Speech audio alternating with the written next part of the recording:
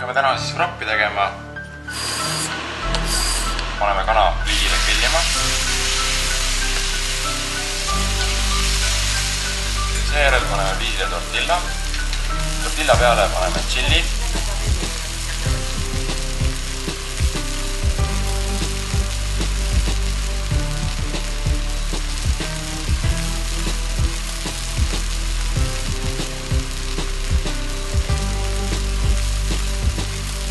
Põhitäidistena on pakkuda kana, kebaab, tuunikala, salami ja feta.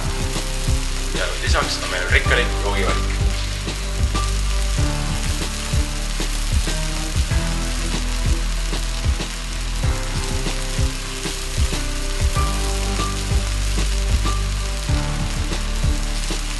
Ja juustu.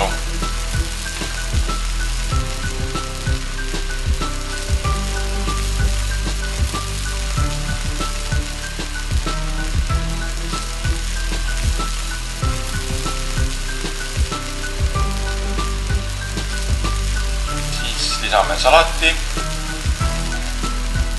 grillitud ja maitsestatud kana,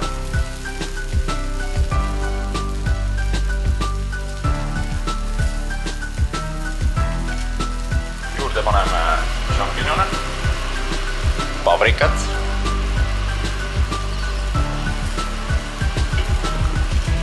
porrulauku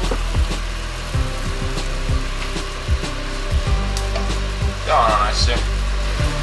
Läheb veel maitseks küüslaugukastet, sinepi ja meelikastet.